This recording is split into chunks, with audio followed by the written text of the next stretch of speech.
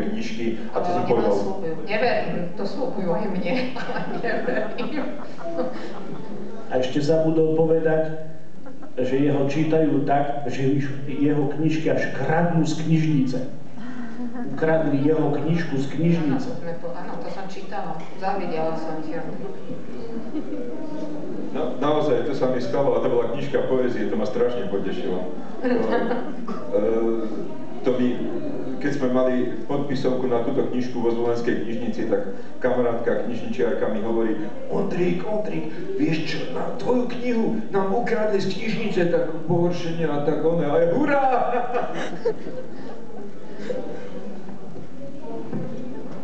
Mareka poznávajú študenti. Takto áno, ale mi napadli také dve veci. Prvá stala sa mi v júni, to bolo myslím, keď som sa vracal z narodeninového výletu z Krakova. Práve tu v Bratislave na autobuske, som tam sedel zničený po 3 dňoch oslav. Tak sa si viete predstaviť, ako som vyzeral, ako som sa cítil. Teda vyzeral som tak, ako som sa cítil, dá sa povedať.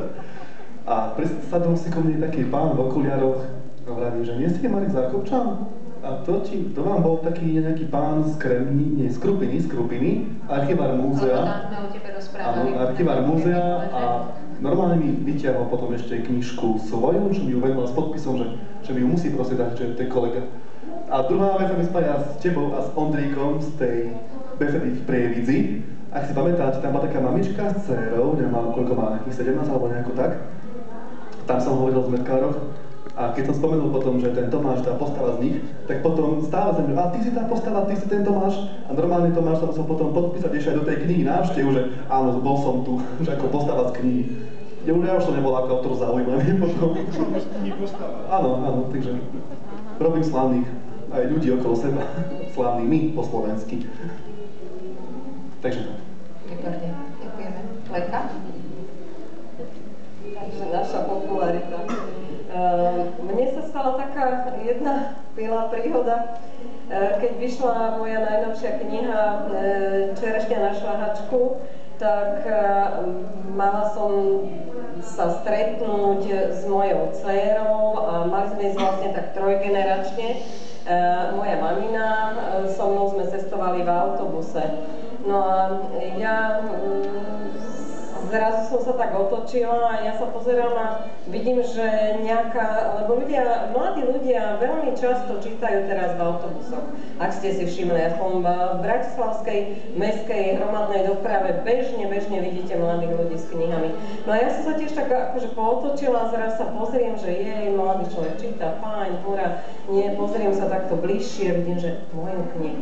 No ja som a ľudia zostala úplne potešená. Teraz ja som akože tej mojej mamine išla. Hovorím, mami, prosím ťa, že pozri sa, to musíš vidieť, že tam číta nejaká dievčina, tam číta moju knihu.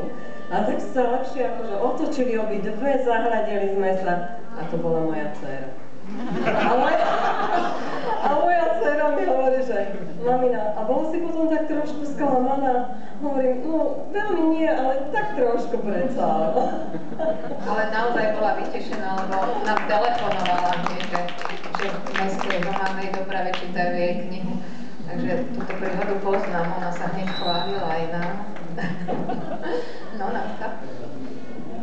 No, mne sa nestalo, že by priamo ma, vtedy, keď ma stretli, oslovili, ale skôr sa to dozvedám tak retrospektívne, keď ma ľudia teda spoznajú a potom sa odvážia ma osloviť cez Facebook a ja im teda potvrdím to priateľstvo, tak oni potom vypovedia, že teda ja som vás videla tam a tam a že teda čítam vaše knižky. A že keď som tak na vás pozerala, som povedala, že taká úplne obyčajná žena, že nie žiadne rožky, nič výnimočné. Proste, a tak sa teda odvážia ma vždy osloviť cez ten Facebook, keď zistia, že som úplne obyčajná žena a nejak celebritne nevyzerám, úplne normálne nakupujem, úplne normálne chodím.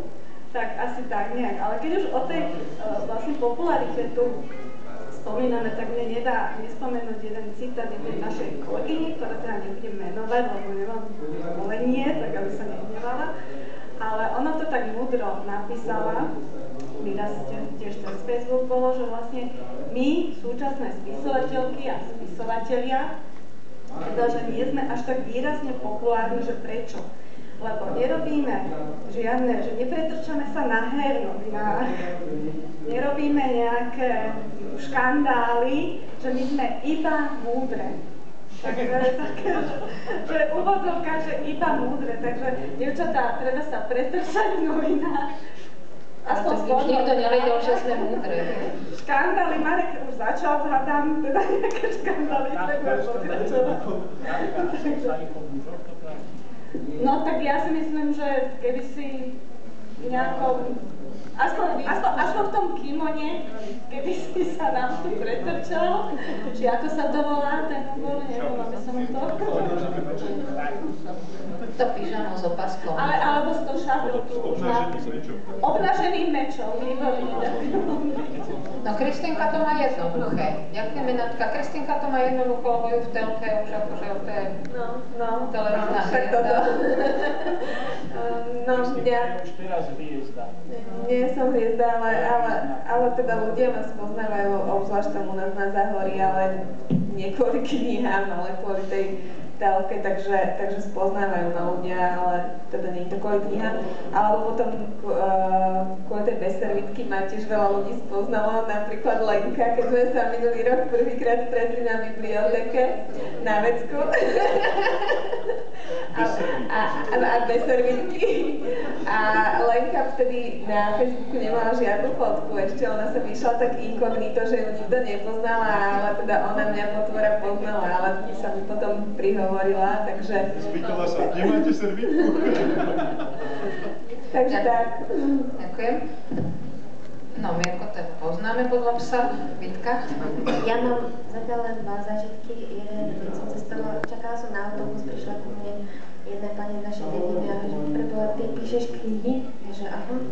A ona, že no teraz, že k nej prišla jedna kamarátka, ktorá si práve kúpila moju knižku Prstenstvo. Tak ja, že áno, jasne, nastúpili sme do autobusu, a po chvíľke prišla, že či ju nepodpíšem. Tak to bolo také milé.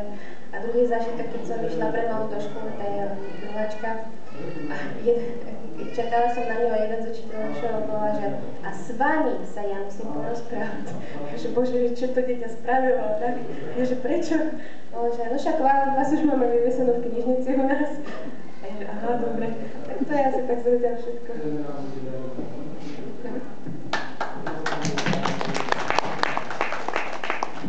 No, Mirka je známa hlavne na základnej škole, hneď pri dome, pretože ona má takého syna, on z neho bude PR manažer, či PR, čo som povedal, ale to je fajn, takže, ale rozprávaj, možno ťa ešte aj niekde inde poznajú. Tak nás poznávajú hlavne kvôli môjmu synovi, to je pravda. On chodí všade rozprávať, že je mama je spisovateľka. Potom môj krvár prišiel za zastupkyňou školy s tým, že moja mama tu chce besedu, musíte ju spraviť. Také mierne trapasy. A ľudia na ulici málo kedy ma niekto spozná. Stalo sa mi to párkrát, napríklad v Tesku pri pokladni, ale je to vážne výnimočné. Málo kedy. Skôr sa mi stáva také, že im neveria ľudia, že píšem. Hovoria, že čo taká mladá, že už napísala 7 kníh, že by sme predstavovali nejakú ženu, ktorá je mohutnejšia, sedí s okuliármi pri počítači, nežije spoločensky. Málo kto mi veril, že som taká mladá povaha v súkromí. A v tej mojej sláve asi toľko nedávno bola jedna akcia, čo sme boli to spolu s Vítkou behať. A tam ma predstavovali, že toto je naša spisovateľka Mirka Varáčková. A tá pani na mňa pozerá, že ale píšte asi pod pseudonymom, pravda? Takže asi toľko v mojej slave.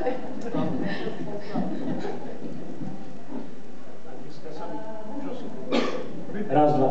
Natíska sa mi povedať jeden kratučký príbeh, ktorý sa mi nedávno stal v tejto súvislosti. V Bystrici fungujeme, zrejme tí, čo ste na Facebooku, tak asi viete, že tam robíme rôzne hudobno-poetické akcie a fungujeme už aj v takom kvázi zložení generácia 0 si hovoríme a prišiel od nich jeden taký nápad, že mali by sme sa trošku nafotiť voľade a na takých baneroch, čo chystajú spraviť niekde pri takýchto príležitostiach, že by sme sa ako tak prezentovali a tak. Tak sme sa dohodli s jedným fotografom a šli sme do mesta a už pri tých našich pamätihodnostiach a ja neviem, ako to nazvať, sme sa pofotili. až sme zakotvili, a sme skončili v jednej takej úzkej uličke, volá sa Krížna.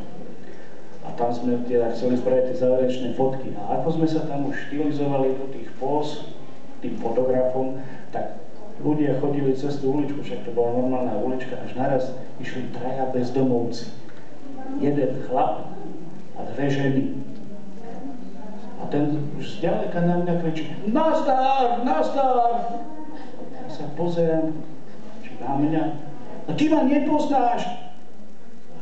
A to bol Kubo, nie? Veď sme 2 roky spávali spolu pod mostom na Moskovskej. A ja som tu ráno zbadal, že si ma s niekým pomýlil, tak som naskočil na ten jeho smeč a jaj, to si ty! A to sa ale začudovala tá jedna z tých jeho žien. A vy dvaja sa odkiaľ poznáte s tým gadžom?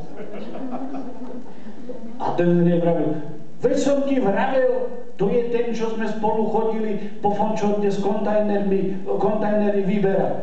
A tá sa ma pýta: a aj ste sa s ním delili? Ako na tom? Akože by som sa nedelil, 2 roky sme pod mostom spolu spávali a že by sme sa nepodelili aj o cigaretu, aj o čučo, sem tam aj o vlaké dievčence, keď sa našli. Jaj, veď preto. A keď odchádzali, tak tí moji kolegovia len takto pozerali, čo sa to tam udialo. Už boli tak na 20 metrov a tá ešte sa otočila. Ale aj sex by bolo niekedy treba. Tak mňa si s bezdomovcami miluje. Jednu báseň takú aj mám. No inak ako keď Mirka hovorila o tom, že si ju predstavovala aj staršiu, to ja som zase raz bola na jednej základnej škole na besede a keď povedala, akože moja sestra ma tam pozvala, ona tam učia, moja sestra je odo mňa mladšia o 17 rokov. A akože keď povedali, že sestra príde, tak oni si tiež mysleli, že tam príde nejaká taká, tak o sebe si stále myslím, že tak mlado vyzerám. A ja tak ako tým diečurencom zvyknem a páčim sa ti a nechcel by si ma za ženu a tak. A taký maličký prišiel za mnou, taký cigánik a hovorí: teta, ja by som si vás aj zobral, som nevedel, že ste až taká stará. Ale inak ako... No, hej, ale nie, ty vyzeráš dobre, ako na Ja mám skôr také, ako Mirka hovorila, že si myslí, že tie knižky píše nejaká staršia, robustnejšia a tak ďalej, tak u mňa zase opačne, keď si prečítajú knižky, tak si predstavujú, že to píše nejaká mladá baba, nejaká, čo sotva vyšla zo školy. A potom začali tie fotky naše dávať, vieš? A potom teda, keď zistia v skutočnosti, že kto to píše, tak sú prekvapení. A tak už či milo alebo nemilo, tak neviem, ale v každom prípade prekvapení, takže skôr tak opačne, no. Kvôli tomu začali dávať tie fotky, nezabudni Marek myšlienku, ja by som zabudla, dáte mu mikrofón niekde.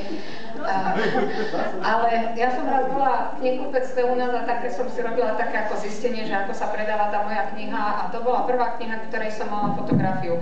A prišla som tak za tou predavačkou a s tou mojou knihou. A táto sa vám ako predáva? A ona hovorí: no táto sa vám obzvlášť vydarila, tá sa predáva fantasticky. A ja hovorím: ako viete, že to píšem ja? A ona: vnútri máte fotku. Čo? To vyzerá... No, dobre, Marek, hovor radšej ty. Stalo sa mi to, bol som s Jankou Pronskou aj manželom na besede. Kremnici, či by sme to boli, to už bolo dávnejšie. A vraví, keď sa predstavovala, že som Janka Pronská, píšem toto, aj tu so mnou, a aj spisovateľ Marek Zákupčan. A všetci automaticky: daj muža.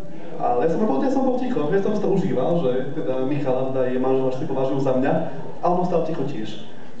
A celý čas všetci boli v tom, že je to on. A keďže my chodíme s Jankou, ako sme veľmi dobrí kamaráti, sem tam na spoločné besedy a takto sa navštevujeme, tak Michal teda muž už vie, čo to aj o mne, takže pohodne ma nastúpil na tej besede, tak doteraz na to radi spomíname, že naozaj tie predsudky ľudí sú niekedy také zaujímavé, že dokážu teda aj pobaviť vo veľkom. To si treba vychovávať tú mládež. Moja sestra, ako som hovorila, ona mala 3 roky, syn jej mal 3 roky a ona ho učí, že toto je Lenka, obľúbená hornonitrianská spisovateľka. A zobrala ho k nám na políciu a A už tí policajti, ty si zlatý chlapec, som ho zobrala dozadu, že teda nech vidí policajt.